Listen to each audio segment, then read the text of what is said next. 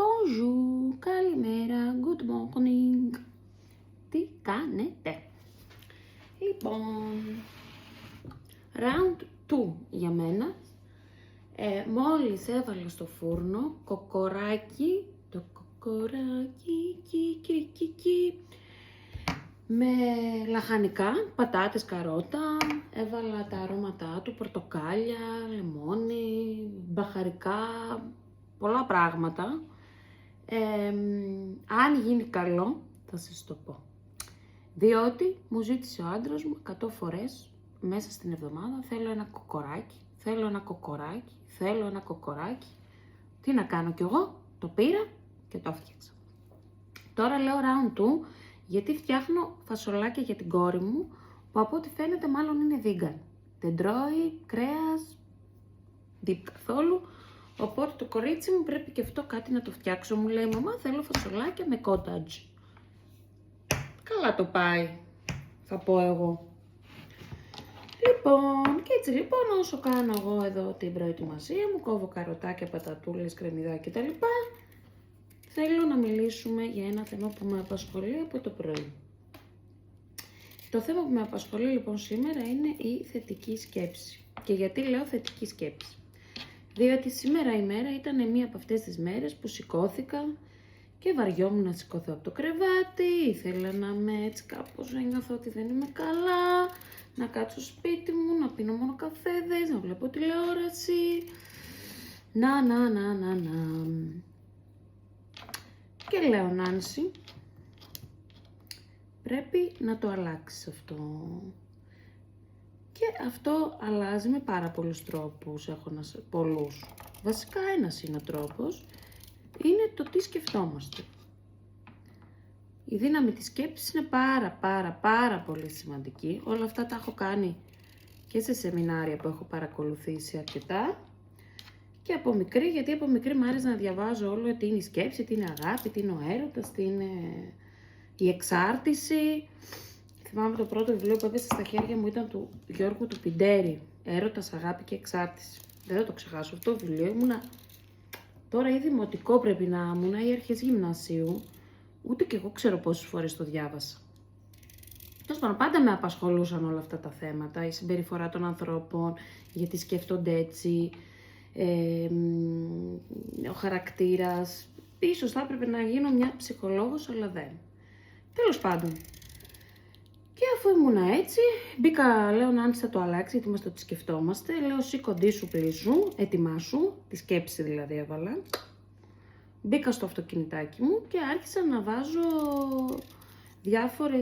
να ακούω διάφορους έτσι, ψυχολόγους, ψυχοθεραπευτές για τη σκέψη και όλα αυτά. Για να τα θυμηθώ. Και τώρα τα λέω για να τα θυμηθώ, για μένα τα λέω ουσιαστικά.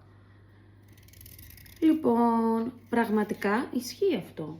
Με το που άλλαξα τη σκέψη μου και είπα ότι τώρα θα κάνεις κάτι δημιουργικό, θα αλλάξεις όλο αυτό που νιώθεις, θα σκεφτείς ότι είσαι μια χαρά.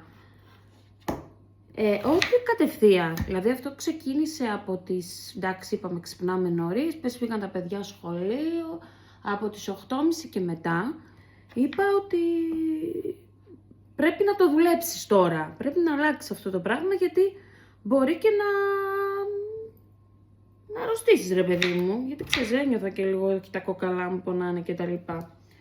Και τώρα είναι 12 παρά 10 και νιώθω ας πούμε top.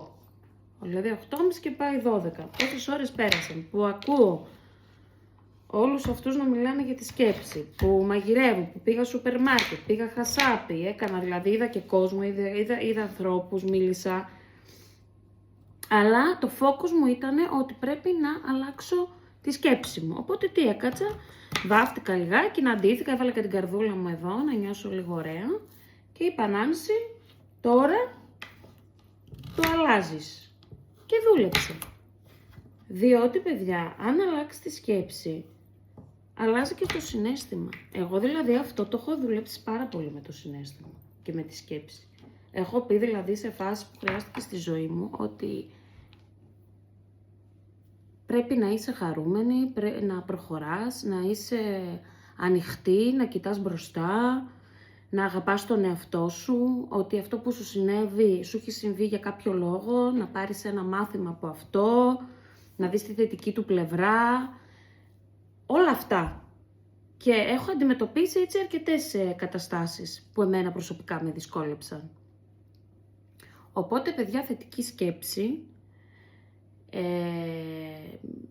με πολύ αγάπη όλα, με πολύ, ό,τι κάνουμε το κάνουμε με ευγένεια, με αγάπη, να μην κάνουμε σύγκριση και κριτική. Όταν μπαίνει η σύγκριση, δηλαδή, γιατί αυτή τώρα το έκανε αυτό ή πήρε εκείνο, ή η ζωή της, ξέρω εγώ, βγαίνει, κάνει, ξέρω εγώ, τι μπορεί να ζηλεύει. Όταν μπαίνει στη διαδικασία της σύγκρισης, πραγματικά, κατευθείαν αλλάζει σκέψη σου. Γιατί σκέφτεσαι ότι εσύ θέλεις να τα έχεις ενώ τα έχει κάποιος άλλος. Και γιατί να μην σκεφτείς όλα τα καλά που έχεις εσύ.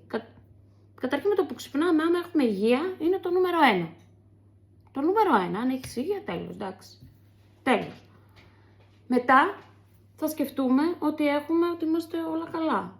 Πώς είναι η μέρα μας, να την οργανώσουμε. Αν δεν έχουμε στόχο, να σκεφτούμε ότι πρέπει να βρω ένα στόχο, ρε παιδί μου, με κάτι να ασχοληθώ, κάτι να απασχοληθώ, το μυαλό μου, κάτι να κάνω. Να έχω ένα στόχο, όχι να πω, αυτή είναι διευθύντρια ή να κάνεις τη σύγκριση, πέφτεις κατευθείαν. Αφού όλοι οι ανθρώποι είμαστε μοναδικοί και μπορούμε να κάνουμε υπέροχα πράγματα, αρκεί να σκεφτόμαστε όμορφα και πάντα με θετική πρόθεση. Αυτό έχω να πω. Και το λέω στον εαυτό μου. Γι' αυτό το είπα αυτό από την αρχή, ότι ό,τι λέω είναι τώρα για τον εαυτό μου. Εύχομαι να έχετε όλοι μια υπέροχη μέρα. Κόβω κρεμμυδάκι. Να πω και ένα tip για τα φασολάκια. Αν χρησιμοποιείς κατεψυγμένα, γιατί εγώ μόνο κατεψυγμένα χρησιμοποιώ, θα πω και την αλήθεια, δεν είμαι αυτή που θα πάρει το φρέσκο και θα το φτιάξει, ούτε και το καλοκαίρι. Μου το είπε μια φίλη αυτό, δεν είναι δικό μου tip. Βάλ το κάτω από τη βρύση πριν το βάλεις στην κατσαρόλα. Έτσι να τρέξει το τρεχούμενο νερό. Πραγματικά γίνεται, δεν ξέρω, άλλο φασολάκι. Ειλικρινά. Αυτά. Ευχαριστώ πολύ. Καλή συνέχεια.